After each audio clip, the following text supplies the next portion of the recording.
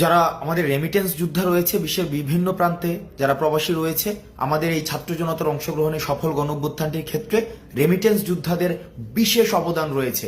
আমরা দেখেছি রেমিটেন্স যোদ্ধারা আমাদের সমন্বয়কদেরকে যখন বিভিন্ন আইনশৃঙ্খলা রক্ষাকারী বাহিনী ধরে নিয়ে যায়, তখন তারা স্বপ্রণোদিতভাবে রেমিটেন্স শাটডাউন কর্মসূচি পালন করে, যেটি ছাত্র জনতার, ছাত্র নাগরিকের অংশগ্রহণে গণঅভ্যুত্থানটি সফল করার ক্ষেত্রে বিশেষ ভূমিকা পালন করে। এই কয়েকদিনে আমরা দেখেছি যে বিভিন্ন প্রবাসী বা রেমিটেন্স যোদ্ধা আমাদের সাথে বিভিন্নভাবে যোগাযোগ করতে চেষ্টা করেছে এবং তারা তাদের বিভিন্ন দাবি আমাদের কাছে পৌঁছাতে চেষ্টা করেছে। আমরা প্রত্যেকটি দাবিকে বিশেষভাবে গুরুত্ব দিচ্ছি এবং বিশেষ করে কিছু দাবি আমাদের নজরে এসেছে। আমি এর মধ্যে কিছু দাবি নিয়ে কথা বলবো। এর মধ্যে প্রথম একটি দফা দাবি, যেটি আমাকে ব্যক্তিগতভাবে মানসিকভাবে বেশ তাড়িত করেছে, যেখানে তারা বলেছে বিদেশে যখন কোনো রেমিটেন্স যোদ্ধা মারা যায়, তার লাশটি যখন দেশে নিয়ে আসতে হয় তখন তাকে একটা ফি দিতে হয়।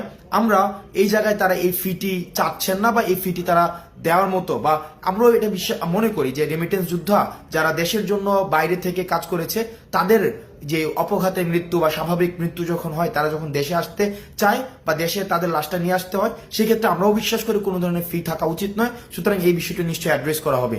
দ্বিতীয় যে একটি গুরুত্বপূর্ণ বিষয়, সেটি হচ্ছে প্রবাসীরা যখন দেশে আসে, এয়ারপোর্টে তাদের নানাবিধ হয়রানির শিকার হতে হয়। তাদের তৃতীয় শ্রেণীর নাগরিকের সেখানে হচ্ছে মর্যাদা দেওয়া হয়। আমরা চেষ্টা করব এই বিষয়টিকে খুব দ্রুত সময়ের মধ্যে অ্যাড্রেস করা, তাদের জন্য যথাযথ মর্যাদা নিশ্চিত করা হয় এবং বিদেশ থেকে তারা যেসব জিনিস নিয়ে আসে সেগুলো যেন যথাযথভাবে খুব সেফলি তাদের কাছে হস্তান্তর করা হয়। আরেকটি বিষয় রয়েছে, সেখানে তারা বলেছেন যে যতদিন পর্যন্ত তারা বিদেশে থাকেন ততদিন পর্যন্ত তাদের যেই সন্তান রয়েছে দেশে, তাদেরকে বিশেষভাবে তাদের যেন তত্ত্বাবধান করা হয়, সেই বিষয়টিকে আমরা অ্যাড্রেস করার চেষ্টা করব। এবং আরেকটি বিষয় রয়েছে, তারা যখন বিদেশে যেতে চায়, বিদেশে যাওয়ার ক্ষেত্রে তাদেরকে কর্মসংস্থান ব্যাংক থেকে যে ঋণটি নিতে হয়, সেই ঋণটি নেওয়ার ক্ষেত্রে বিভিন্ন ধরনের জটিলতা সেখানে রয়েছে। সেই জটিলতা নিরসনের জন্য তারা চাচ্ছেন আমরা যেন সে বিষয়টি নিয়ে কথা বলি এবং জটিলতা নিরসনে যেন যথাযথ পদক্ষেপ নেওয়া হয়। সেই বিষয়টি নিয়েও আমরা বৈষম্য বিরোধী ছাত্র আন্দোলন এই অন্তর্বর্তীকালীন যে সরকারটি গঠিত হয়েছে, সেখানে আমরা বিশেষভাবে সেই বিষয়গুলো আমরা অ্যাড্রেস করব।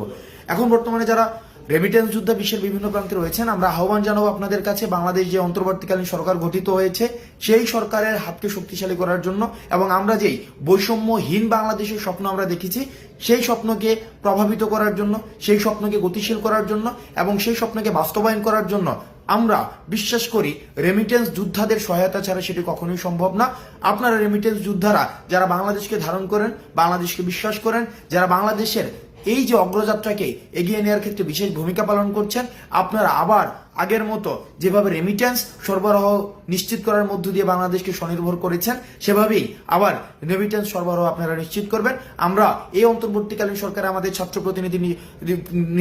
ছাত্র প্রতিনিধি যারা রয়েছেন, তাদের অংশগ্রহণের মধ্য দিয়ে আপনাদের না বলা কথাগুলোকে আমরা তাদের কাছে পৌঁছে দিব এবং আমরা প্রতিশ্রুতি দিচ্ছি আপনাদের এতদিন পর্যন্ত যেসব দাবিগুলো বাস্তবায়ন হয়নি, সেই সব দাবিগুলো বাস্তবায়নের ক্ষেত্রে আমরা স্পোকসম্যান হিসাবে কাজ করব।